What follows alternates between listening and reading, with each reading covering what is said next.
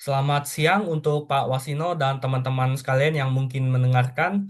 Perkenalkan, nama saya Rafael Sian Gerald dari jurusan Sistem Informasi dengan NIM 825240027.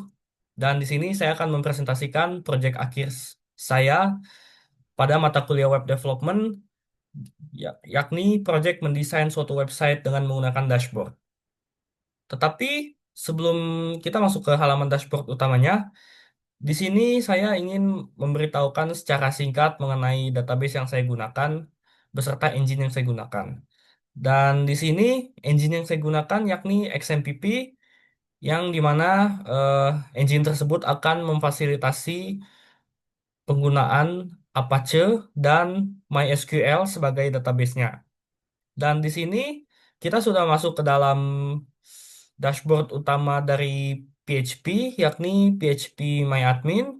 Dan di sini database yang akan saya gunakan untuk menyimpan keseluruhan data pada website yang telah saya buat bernama tugas akhir dan di dalamnya ada 10 table terpisah yang memiliki fungsinya masing-masing. Dan yang pertama kita akan melihat ke table admin. Dan di dalam table admin ini, ia berfungsi sebagai eh, account atau akun yang dapat digunakan untuk masuk ke dalam form dashboard pada website ini. Lebih tepatnya, yang dapat digunakan eh, untuk saya enter ke dalam form login ini. Ya, pada dasarnya sebagai akun ya. Dan di dalamnya ia terdapat tiga atribut. Yang pertama ini ada ID admin atau di sini saya tuliskan dengan admin_ID yang ia juga berperan sebagai primary key atau kunci identifikasi unik yang ada pada tabel ini. Dan berikutnya ada username admin yang berupa email dan yang terakhir ada password dari username tersebut yang digunakan untuk proses autentikasi. Dan yang berikutnya ada tabel bimbingan skripsi yang isinya itu menjelaskan mengenai daftar mahasiswa yang mengikuti bimbingan skripsi dengan dosen pembimbing skripsi. Dan di sini eh, ada 5 atribut, tetapi di sini tidak eh, saya tidak menggunakan primary key dikarenakan tidak ada kunci unik yang dapat digunakan untuk database ini. Dan di sini ada nomor induk dosen nasional untuk dosen tersebut, untuk dosen masing-masing. Dan berikutnya ada nomor pokok mahasiswa. Dan yang berikutnya ada tanggal bimbingan. Yang berikutnya ada isi skripsi yang akan menjadi topik bimbingan. Yang di sini saya hanya tuliskan dengan isi. Dan di sini ada yang terakhir ada dokumen yang digunakan untuk memasukkan dokumen-dokumen penting seperti file PDF dan foto. Tetapi untuk contoh di sini, oh ya, PDF. Oke. Dan berikutnya ada tabel dosen yang sudah jelas ya, fungsinya ini untuk menampilkan data-data dosen yang ada di dalam universitas tersebut. Dan di dalam tabel dosen ini ada 4 atribut dan satu atribut yang menjadi kunci unik atau primary key-nya, yakni tabel nomor induk dosen nasional. Di sini menjadi primary key dikarenakan sudah jelas bahwa bahwa nomor induk dosen nasional merupakan nomor yang unik yang yang sudah harus terikat hanya kepada satu dosen saja. Lalu berikutnya di sini ada nomor induk kependudukan atau ID nasional dari dosen itu sendiri. Dan berikutnya ada nama dari dosen tersebut. Dan yang terakhir ada keterangan dari dosen tersebut. Dan berikutnya ada tabel fakultas Ini adalah tabel, ini adalah salah satu dari tiga tabel yang saya buat mengikuti instruksi tugas yang telah diberikan. Dan di dalamnya di sini terdapat 5 atribut. Yang pertama adalah ID atau kode fakultas yang di sini ia menjadi primary key dikarenakan ia nantinya akan menjadi suatu identifier yang unik. Dan berikutnya ada kode fakultas tersendiri yang terpisah. Dan berikutnya ada nama dari fakultas itu sendiri. Dan berikutnya ada dekan fakultas tersebut. Dan yang terakhir ada alamat dari fakultas itu sendiri. Dan ya, berikutnya di sini ada tabel jurusan. Dan tabel jurusan ini masih menyangkut dengan tabel fakultas. Dikarenakan jurusan ini merupakan child child class dari fakultas.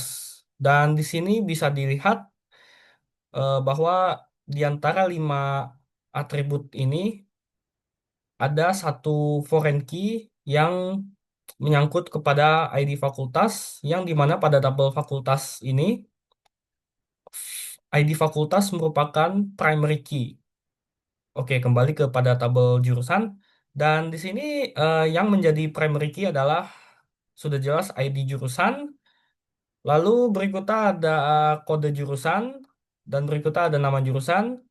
Lalu yang tadi sudah saya sebutkan, ID fakultas, dan yang terakhir ada kepala program studi atau kaprodi dari jurusan tersebut. Dan berikutnya ada mahasiswa, dan di sini sudah jelas ya, mahasiswa itu menampilkan data-data mahasiswa yang sedang menjalani perkuliahan atau sedang berkuliah di kampus tersebut. Dan di dalam tabel mahasiswa ini tertera 5 atribut terpisah. Yang pertama ini sudah jelas nomor pokok atau nomor induk mahasiswa tersebut yang akan menjadi primary key eh, untuk mahasiswa tersebut. Lalu berikutnya ada nama dari mahasiswa tersebut, ada mahasiswa underscore alamat, lalu di sini date of birth atau tanggal lahir dari mahasiswa tersebut, dan yang berikutnya ada keterangan dari mahasiswa tersebut. Dan berikutnya ada tabel mata kuliah. Dan tabel mata kuliah ini merupakan hasil relasi dari tiga tabel yang telah saya buat, yakni dari hasil relasi dari tabel fakultas dan jurusan. Dan ya seperti yang kita tahu, di dalam suatu fakultas pastinya ada jurusan, dan di dalam suatu jurusan pastinya ada mata kuliah yang akan eh, diantarkan atau dijadikan sebagai bahan pembelajaran bagi mahasiswa-mahasiswa yang mengambil jurusan tersebut. Dan di sini ada 6 atribut terpisah, yakni yang pertama ada ID mata kuliah yang juga menjadi primary key atau unique identifier. Lalu berikutnya ada kode mata kuliah, dan yang berikutnya ada nama mata kuliah, dan yang berikutnya ada kredit atau SKS. Yang berikutnya ada semester yang menunjukkan pada semester berapa mata kuliah ini akan diambil.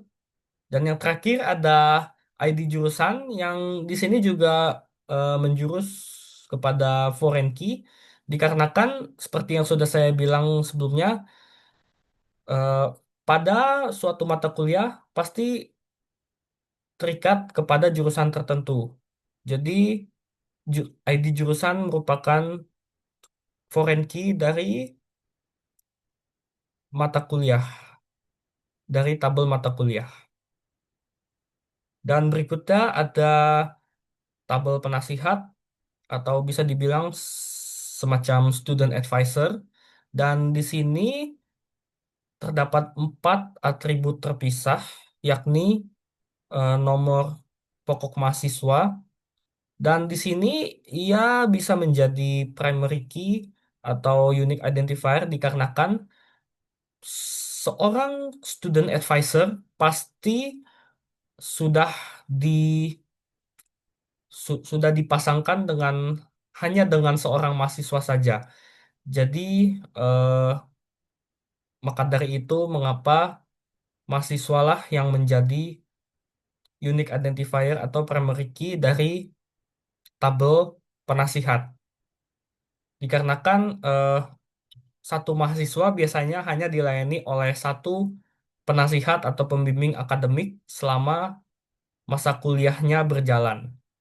Lalu berikutnya ada tabel NIDN dosen dan berikutnya ada tabel dari file-file penasihat dan yang terakhir ada tabel penasihat underscore keterangan. Dan yang berikutnya ada tabel peserta skripsi dan seperti namanya ya, tabel ini berisikan data-data mengenai mahasiswa yang akan melakukan sidang skripsi.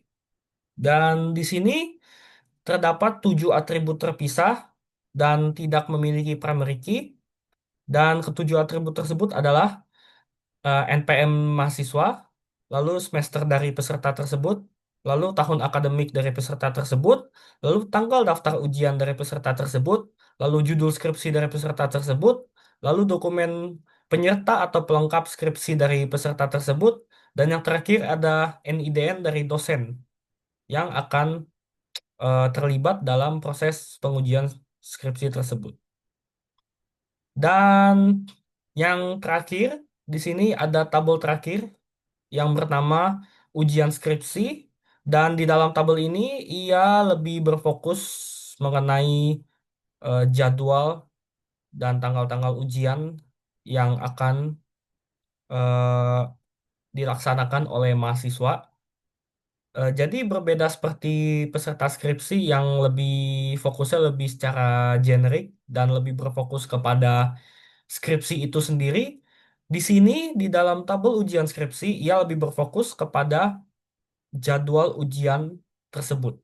Jadi data-data yang disimpan merupakan data-data jadwal ujian skripsi yang akan dilaksanakan oleh mahasiswa-mahasiswa yang daftar skripsinya ada di dalam table peserta skripsi. Dan di dalam sini eh, terdapat 5 atribut terpisah, yakni atribut yang sama. Yang pertama yakni atribut NPM mahasiswa, dan yang kedua NIDN dosen, yang ketiga tanggal ujian skripsi, yang keempat jam atau waktu ujian skripsi, dan yang kelima ini adalah foto, mungkin sebagai dokumentasi dari ujian skripsi tersebut. Oke, eh, berikut saja mengenai penjelasan singkat dari struktur tabel dan database yang ada.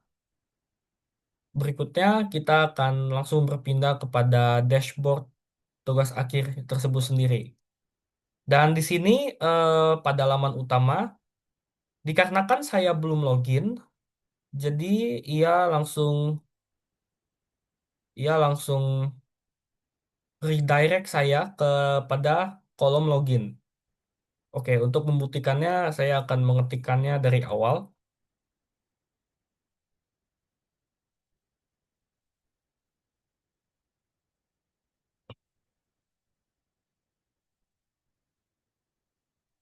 Dan saya akan memilih satu form random yang sangat-sangat berbeda.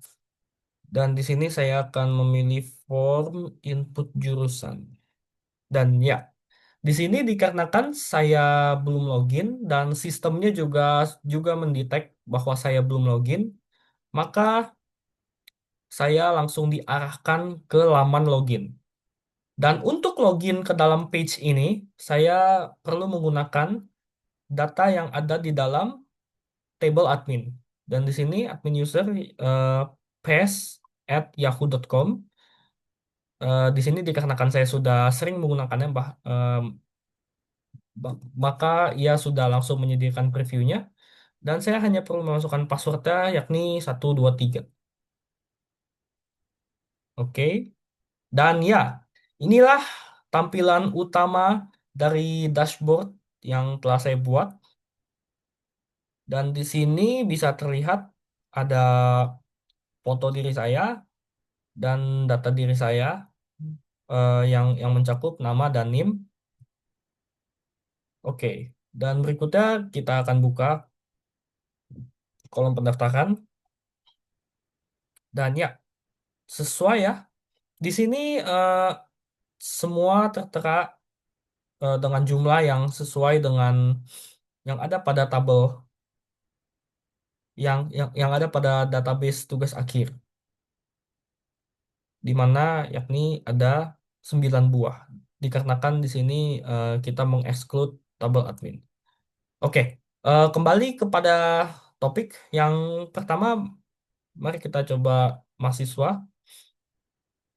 Dan ya, di sini ada beberapa data preview yang sudah saya add sebelumnya.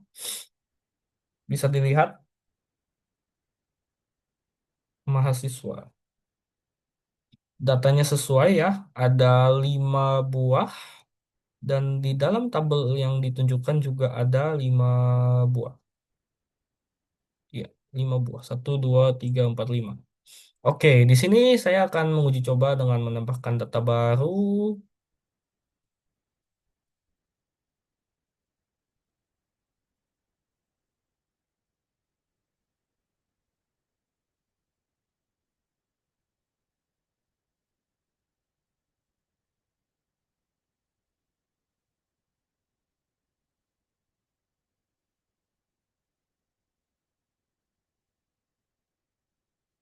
Oke, dan ya data sudah berhasil ditambahkan.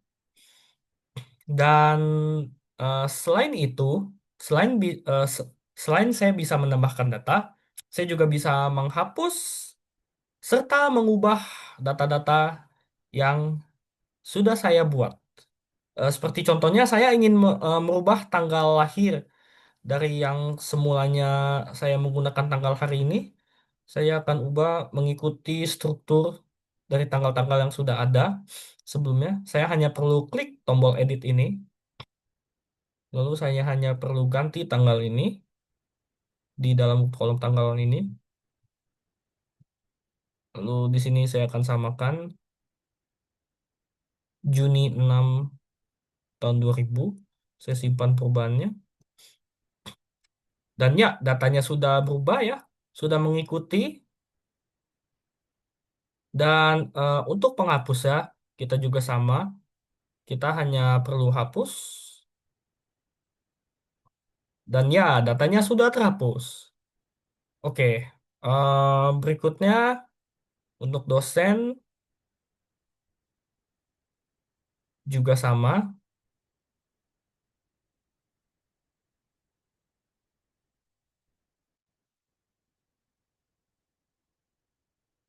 Ini saya asal saja.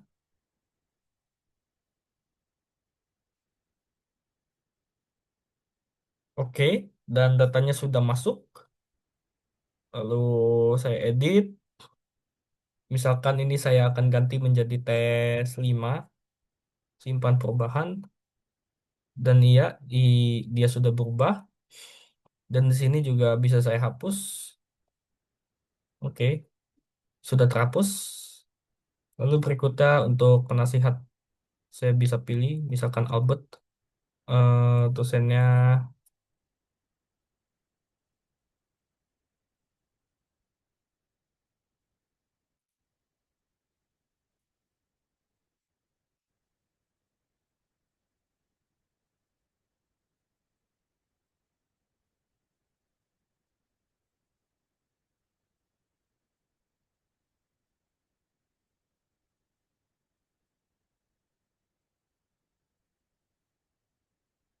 oke.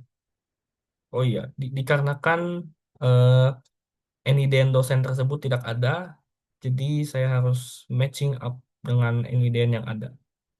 Oke,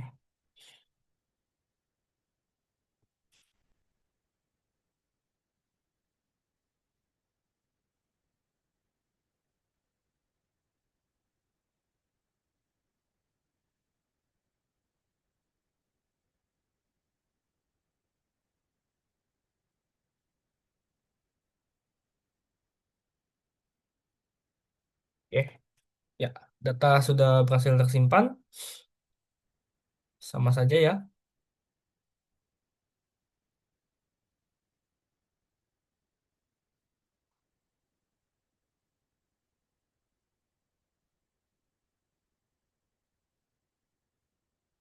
Oke, untuk berikutnya pada peserta skripsi Agung genap.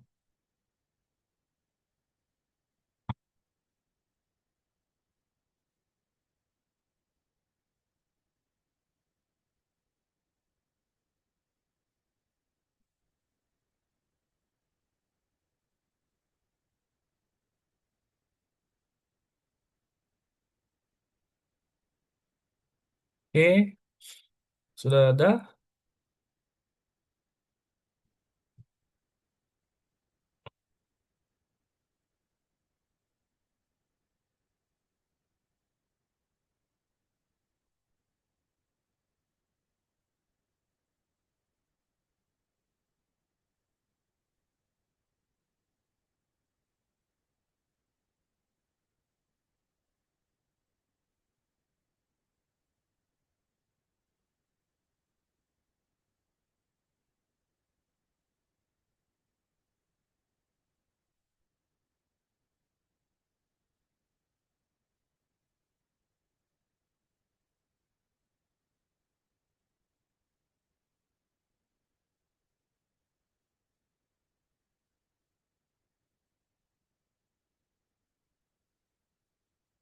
Misalkan saya ingin hapus, sama saja.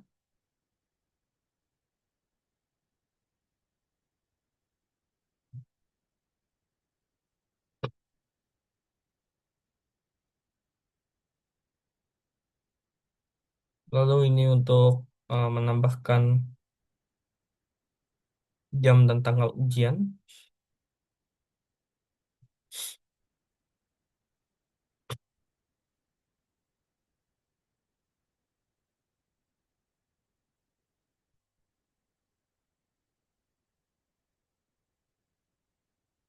Dan ya, eh, seperti yang ada pada sebelumnya ya, saya juga bisa ganti. Misalkan saya ingin mengganti fotonya dengan yang lain.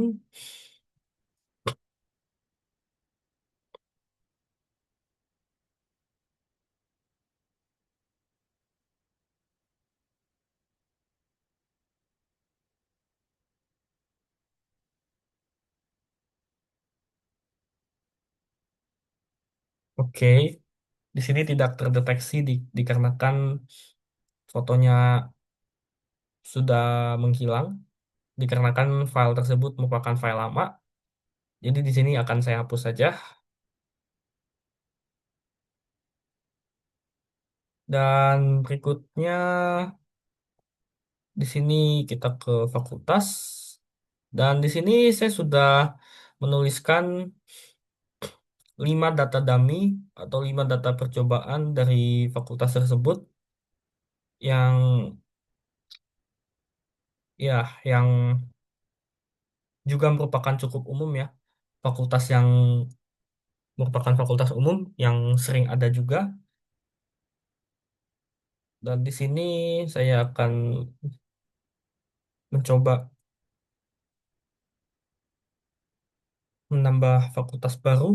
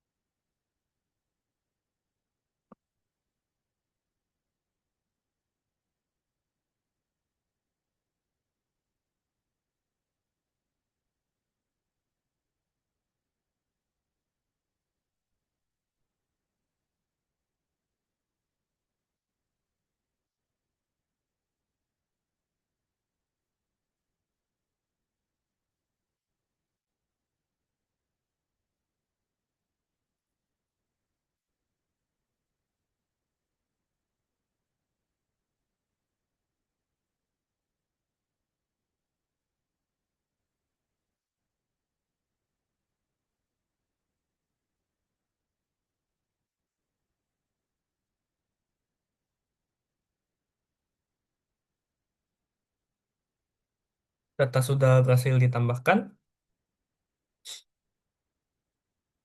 Dan berikutnya kita ke jurusan.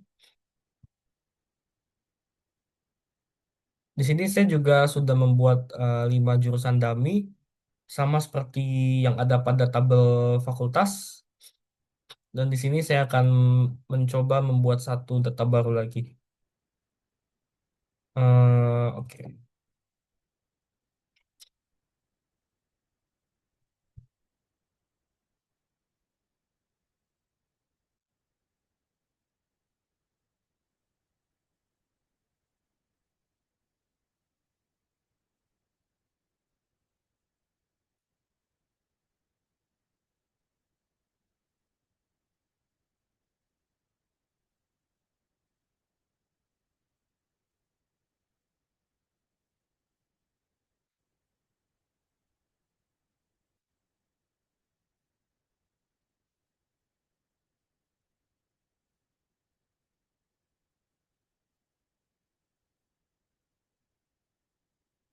Oke. Dan yang terakhir ada tabel mata kuliah. Dan di sini saya juga sudah membuat 5 data dummy yang semuanya berfokus kepada mata kuliah yang ada pada jurusan Sistem Informasi Bisnis yang juga ada di dalam tabel jurusan. Yang pertama ini, Business Management Information Systems atau BMIS.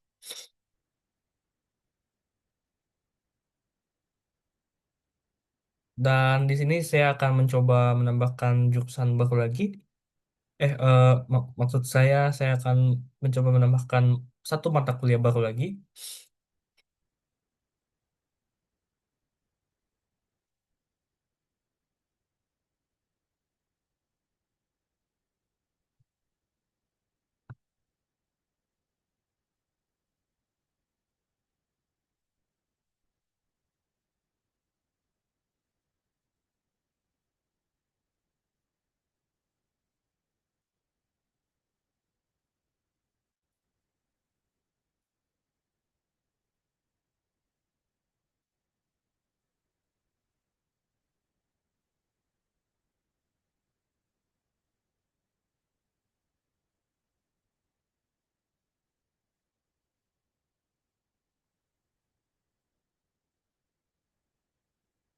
Dan ya, di sini juga terhitung.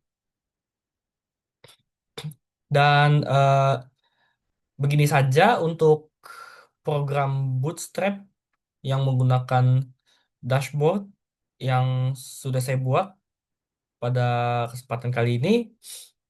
Dan setelah saya selesai untuk eh dan setelah saya selesai dalam menggunakan program ini, saya dapat hanya langsung menekan tombol logout yang akan meredirect saya kembali kepada form login yang sudah saya demonstrasikan di dalam awal-awal pertemuan pada awal-awal sesi ini. Oke. Dan ya, kita sudah kembali kepada halaman form login yang hanya akan kembali dapat diakses seperti yang ada pada di awal apabila saya sudah memasukkan data-data yang diperlukan. Untuk membuktikannya, mari kita coba lagi.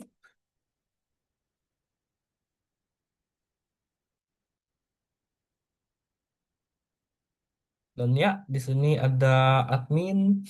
Lalu misalkan saya ingin memilih input mahasiswa. Dan ya, ia tahu atau programnya tahu bahwa saya sedang dalam kondisi terlog out atau saya belum login. Maka dari itu program tersebut akan secara langsung mengarahkan saya kepada form login untuk saya memasukkan akun saya terlebih dahulu sebelum dapat mengakses dashboard tersebut. Oke, berikut saja untuk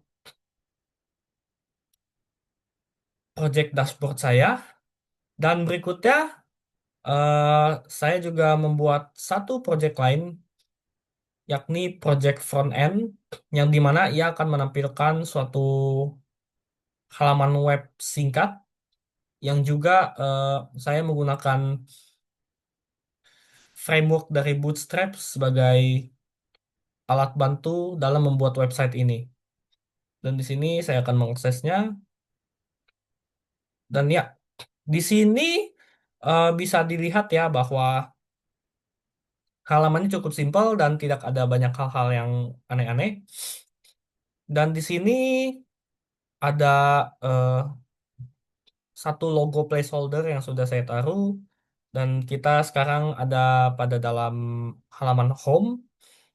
Dan di sini ada peta untar ya yang apabila saya klik maka dapat menunjukkan lokasi Universitas Tarumanagara itu sendiri. Dan ya, bisa terlihat. Oke, dan di sini ada list dosen yang berisi nama-nama dosen yang ada di dalam database tugas akhir. Nah, mari kita lihat nama dosen. Ya, sesuai ya. Ada 3 dosen yang berbeda dan di sini juga tertera nama 3 dosen tersebut. Sesuai.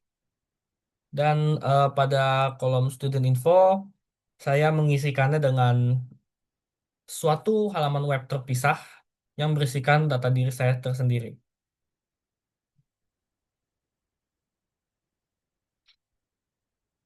Dan di sini ada eh, toggle search,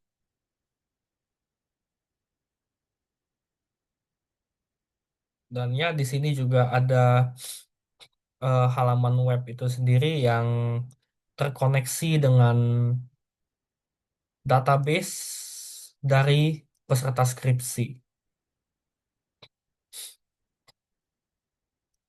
Dan ya, di sini dikarenakan data yang ada di dalam database, yang ada di dalam table peserta skripsi hanya satu, maka program tersebut mengcopy data tersebut sebanyak 2 kali.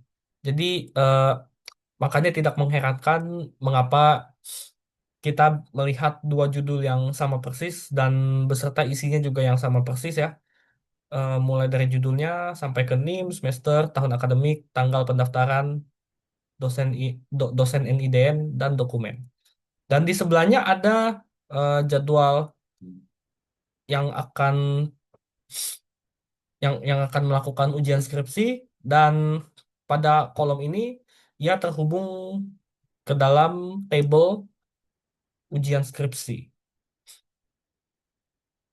Dan ya sesuai jam ujiannya 14.29, 14.29, tanggalnya tanggal 3 Desember, ya tanggal 3 Desember, dan NIM yang akan melakukan ujian juga sama, 825250002.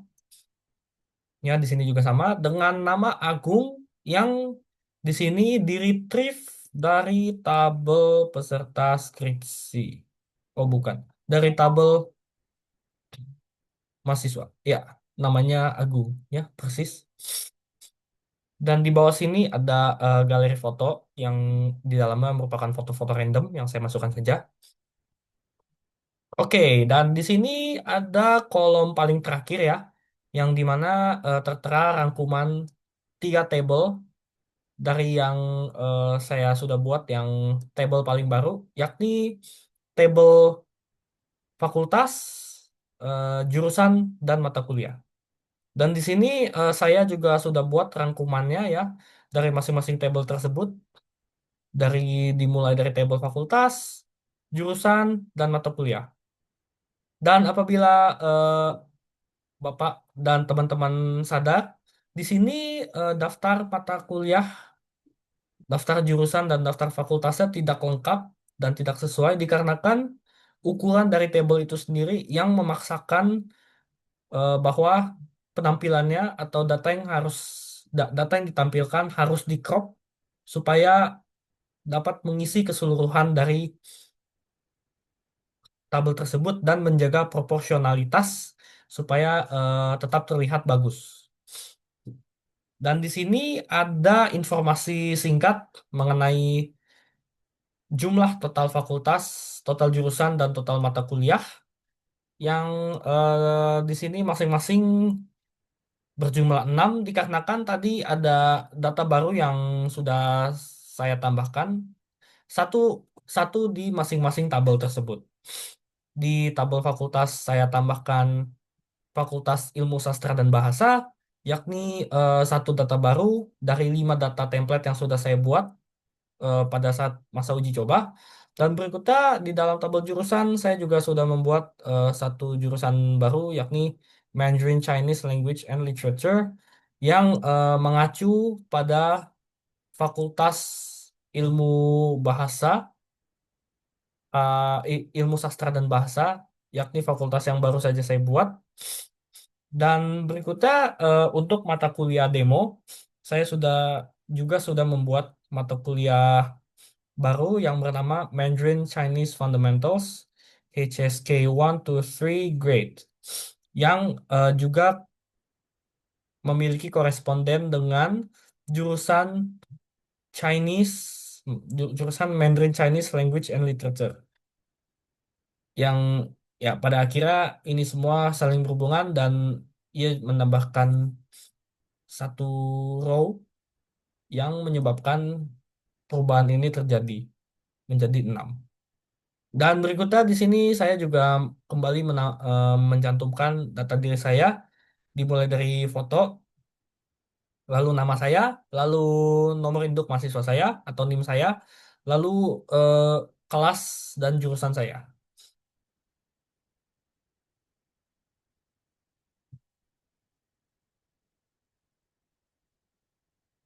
Oke. Dan yang terakhir kita akan melihat singkat ke dalam kode programnya.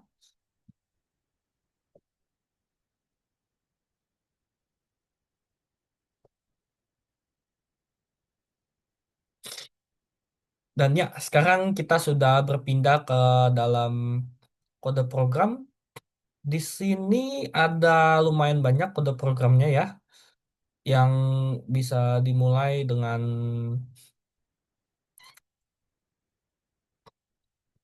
dashboard terlebih dahulu. Dan di dalam dashboard ini, ia menyertakan kode program gabungan dari HTML dan logic PHP untuk kerangka dashboard tersebut secara keseluruhan. Dan di sini saya juga membagi kode tersebut ke dalam beberapa bagian kecil, yakni bagian head, menu navigation, menu, dan untuk penutupnya footer dan bagian JavaScript. Yang semuanya berlokasi di folder bagian kode. Ini untuk head, ini untuk menu navigation atau atau menu navigasi. Lalu ini untuk menu atau menu utamanya pada dasarnya. Lalu ini untuk footer dan ini untuk kumpulan kode JavaScript-nya yang digunakan. Dan berikutnya eh ia juga sama, tetapi di sini terbagi di dalam 3 segmen besar, yakni segmen input, lalu segmen edit, dan segmen hapus. Dan sesuai namanya, untuk input ia berisikan kode-kode program dari HTML dan digabungkan atau ditemani dengan logika dari PHP yang fungsinya untuk melakukan input pada database tersebut atau untuk menambahkan data baru ke dalam database yang tadi sudah didemonstrasikan di awal-awal yang ada pada kolom dashboard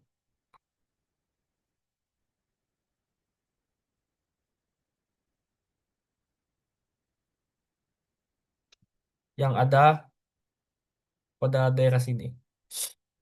Ya. Dan berikutnya untuk edit, di sini juga terdiri dari gabungan antara kode HTML dan PHP yang outputnya dapat dilihat dalam bagian yang ini pada saat kita mengklik icon pensil hijau ini dan ya, ia akan menampilkan bagian ini. Dan berikutnya untuk bagian hapus, sesuai namanya, ia hanya eh, mencantumkan logika PHP tanpa ada kode HTML sama sekali, dikarenakan pada section hapus ini kita hanya perlu menuliskan logika untuk menghapus saja, yang dimana tidak ditunjukkan di dalam di di dalam hasil jadinya atau di dalam output websitenya. Dan ya, inilah kode dari kolom hapus.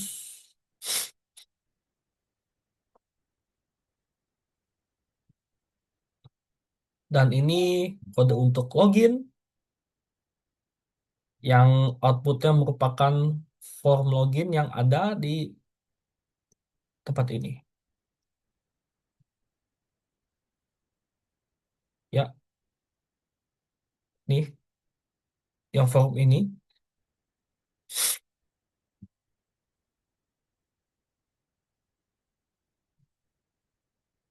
dibangun dari kode ini, kode login. Dan untuk logout, sama seperti pada section hapus, ia hanya berisikan logic PHP tanpa ada eh, kode kode tampilan HTML sama sekali, dikarenakan ia hanya perlu untuk eh, mengatur proses logout saja. Dan berikut untuk kode dashboard. Selanjutnya, kita akan berpindah kepada front end yang baru saja tadi saya jelaskan belum lama. Dan di sini ini merupakan menu utama dari front end tersebut yang menampilkan bagian ini,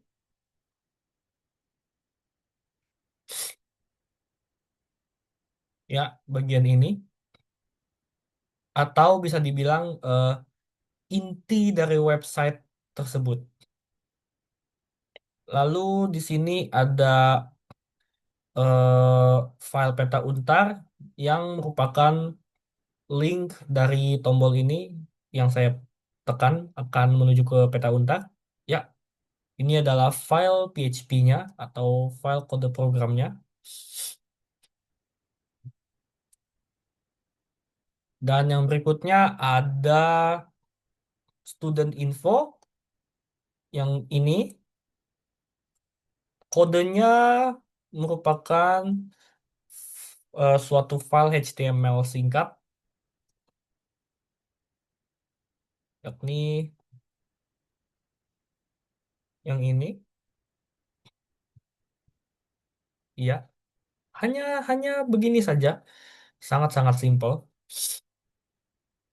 Dan berikutnya ada front menu yang eh, lebih berfokus kepada bar yang berada di dalam yang berada di atas sini. Ya, yang bar ini. Ini adalah output dari kode frontmenu.php.